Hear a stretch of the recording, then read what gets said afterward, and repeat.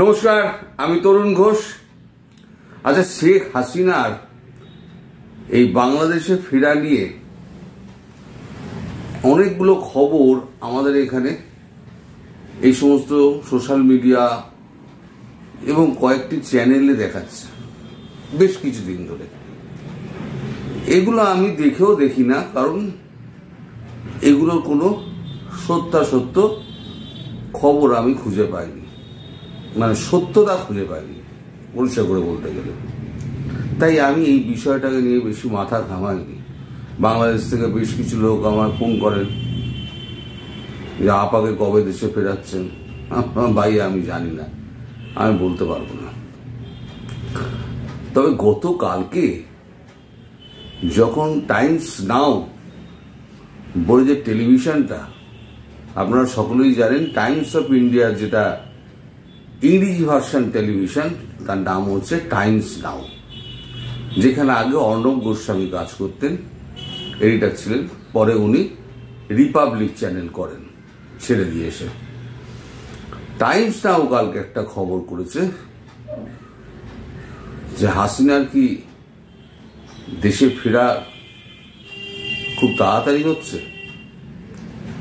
মানে ইংরেজি যেটা করেছে তার মোটামুটি বাংলাটা এটাই দাঁড়ায়। তাদের যে সূত্র বলছে আমাদের সোর্সের সাইড, এখন সোর্সের সাইড বলছে যে এরকম কথাবার্তা একটা শোনা যাচ্ছে এবং ভেতরে ভেতরে কাজকর্ম চলছে। এই খবরটা শোনার পর এবং ওই বিভিন্ন চ্যানেলে যে সমস্ত খবরগুলো, বিশেষ করে আজ তাক বাংলা যেভাবে গলা ফাটাচ্ছে, আমি ভাবলাম না, ব্যাপারটা নিয়ে একটুখানি খোঁজ খবর করা দরকার। অনেক সময় হতেও পারে, আমি বিশ্বাস করছি না, অনেক কিছুই হতে পারে। তা আমিও একটুখানি খোঁজ খবর লাগালাম। কিন্তু মানে ব্যাপারটা হচ্ছে যে যাদের সঙ্গে আমার যোগাযোগ রয়েছে তারা হয় বিদেশে, আর না হলে এই প্রধানমন্ত্রী যে কানাডা যাচ্ছেন সম্ভবত 15 তারিখে, সেটা নিয়ে তারা এত ব্যস্ত, বিদেশ মন্ত্রক তার কর্তারা, বলে তাদেরকে কাউকে ধরা যাচ্ছে না। তারপর বাধ্য হয়ে আমি বাংলাদেশ ডেস্কে ফোন করলাম এবং কেন খবরটা করতে বসলাম সেটা শেষে বলবো আমি, যে কেন আমার মাথায় ঝট করে একটা ঘন্টি বাজলো, না এটা ভেতরে কিছু একটা আছে। তো যাই হোক, আমি যে খবরটা, যে কথাটা বলছিলাম, যে বাংলাদেশে ডেস্ক যেটা আছে ফরেন ডিপার্টমেন্টের, তো ডেস্কের কয়েকজন আমার চেনাশোনা আছে। ডেস্কের কয়েকজনকে ধরলাম। ডেস্কের কয়েকজনকে ধরা মাত্র তারা বলছে, আরে ওয়েট করো না, वेट कीजिए तो उमदा देखिए ना, आगे आगे होता है क्या। अरे वेट तो করছি, आगे आगे होता है क्या तो অনেক মানে হতে পারে, সেই মানেটা কি সেটাই তো আমি জানার চেষ্টা করছি। अरे इस बारे में हम कुछ नहीं बोल सकते, कुछ ना कुछ तो होगा। এই যে মাথায় ঢুকিয়ে দিলাম कुछ ना कुछ तो होगा, তার মানে এই খবরটার পেছনে কিছু একটা গন্ধ রয়েছে। হ্যাঁ, গন্ধটা কি সেটা কিন্তু আমি খুঁজে বেড়াচ্ছি। ওই যে বললাম, আমার যত সোর্স আছে, মানে যারা যারা আমার পরিচিত আছে, তারা সমস্ত এখন হয় বিদেশে আছেন, আর নইলে প্রধানমন্ত্রীর এই সাইপ্রাস এবং তার কানাডা G7 বৈঠক নিয়ে, কানাডার এইটা নিয়ে ব্যস্ত আছে। তারপর বিভিন্ন ধরনের মিটিং ফিটিং গুলো তো আছেই।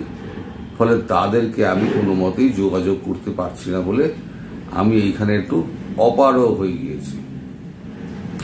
এর মধ্যে আমি সেই ভদ্রলোককে জিজ্ঞেস করলাম, যার সঙ্গে আমার কথা হয়েছে, যে ওয়াকারুজ্জামানের ব্যাপারটা কি। ওয়াকারুজ্জামান হঠাৎ সস্ত্রীক একবার দেখা করতে চলে গেলেন ডক্টর ইউনূসের সঙ্গে। তো উনি বললেন দেখুন এগুলো হচ্ছে গিয়ে একটা সৌজন্য সাক্ষাৎ, তিনি এখন বৈধ হোক অবৈধ হোক রাষ্ট্রের প্রধান হিসেবে তিনি কাজ করছেন, তার সঙ্গে সাক্ষাৎ করতেই পারেন, ওয়াইফকে নিয়ে গেছেন যখন তখন এটাকে সৌজন্যমূলক সাক্ষাৎ হিসেবেই ধরা যেতে পারে। তারপরে তিনি তো আবার রাষ্ট্রপতির সঙ্গেও দেখা করেছেন না, চুপুর সঙ্গে, তার মানে এটা সৌজন্য সাক্ষাৎকার। তাই বললাম যে কি এমন দরকার পড়লো যার সঙ্গে 9 মাস ধরে কোনো কথা নেই, দেখা সাক্ষাৎ নেই,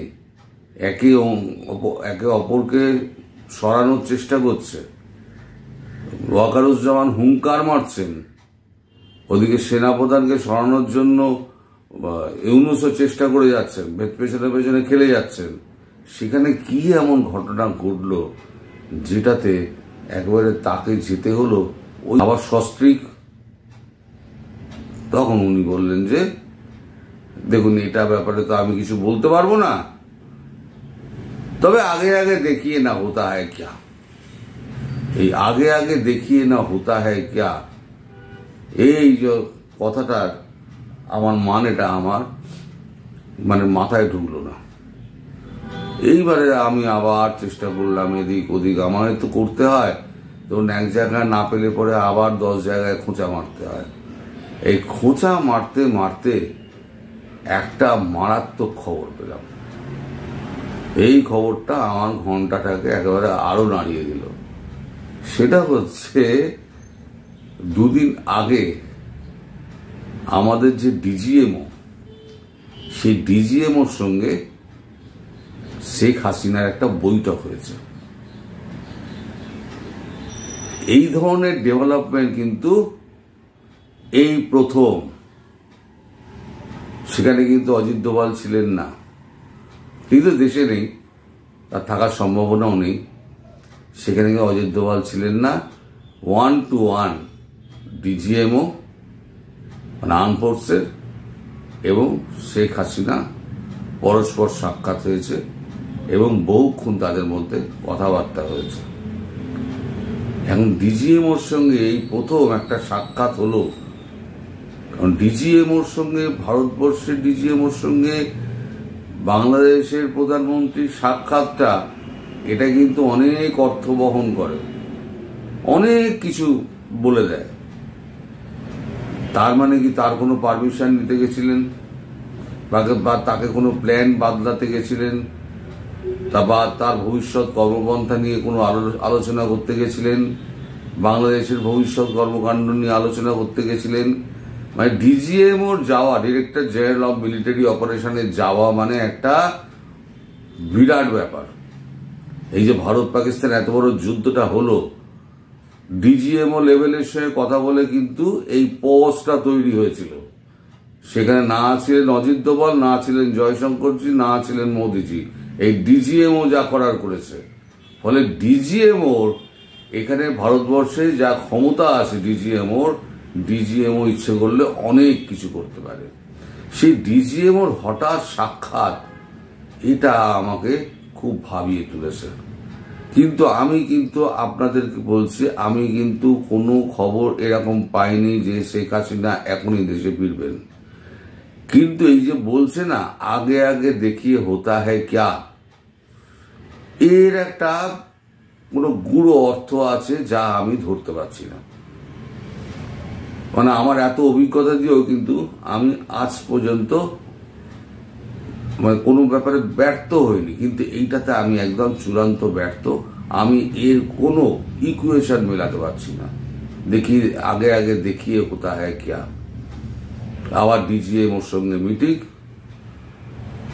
ওয়াকারের হঠাৎ ভুলবদল, মানে সব কিছু মিলিয়ে একটা আমার কাছে মনে হয়েছে এটা একটা খুব পেঁচালো ব্যাপার। আবার টাইমস অফ ইন্ডিয়ার মতো কাগজের চ্যানেল, টাইমস নাও যথেষ্ট নাম করা, সেই টাইমস নামের মতো খবরে যখন এই সমস্ত দেখানো হচ্ছে, তখন কিছু অর্থ তো এর রয়েছে, ডেফিনেটলি এর কিছু অর্থ রয়েছে। তবে তার যে সোর্সের সেইট, তার যে সোর্স, আমার তো সে সোর্স নয়, তার সোর্স অব্দি আমি পৌঁছাতে পারিনি, কারণ সবার সোর্স আলাদা থাকে। ফলে আমি এই খবরের কোনো কনফার্মেশন কিন্তু এখনো পাইনি। তবে এইটা বুঝতে পারছি ভেতরে ভেতরে একটা কিছু চলছে, যেটা খুব গোপনে হচ্ছে, খুব গোপনে। সেটা আমি বলতে পারবো না আপনাদের, আমি জানি না। এমন নয় যে আমি সব জানতা একেবারে মহাপুরুষ, আমি তা না। আমি জানি না বলে আপনাদের জানাতে পারছি না। অনেকে আমায় ফোন করছেন, অনেকে SMS করছেন, কমেন্টে লিখছেন কবে আপাকে দেশে পাঠাবেন। আমি বলেছি আমার কাছে কোনো খবর নেই, কিন্তু কালকে রাত্রে ওই খবরটা দেখার পর আমি যখন খোঁজ খবর করলাম, তখন এই DGM অপারেশনের সঙ্গে, এই মিলিটারি অপারেশনের সঙ্গে এই শেখ হাসিনার বৈঠকটা কিন্তু খুব আমার কাছে অর্থবহ বলে মনে হয়েছে। তাই আপনাদের কাছে এই খবরটা জানানো মনে হলো আমার জরুরি। তাই আমার এখানে এই ভিডিওর অবতারণা। এখন আস্তে আস্তে দেখুন কি হয় না হয়। আমিও খবর নেওয়ার চেষ্টা করব, আপনারাও একটু সজাগ থাকবেন। আর ভিডিওটা একটুখানি আপনারা শেয়ার করবেন, লাইক করবেন এবং কমেন্ট করবেন।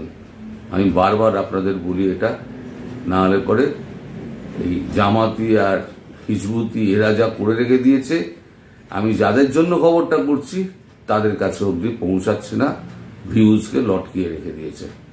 ফলে আপনাদের সহযোগিতা একান্ত কাম্য। আপনারা সবাই ভালো থাকবেন, সুস্থ থাকবেন, সাবধানে থাকবেন এবং আশা করছি বাংলাদেশ খুব শিগগিরই আবার তার পুরনো জায়গায় ফিরে আসবে।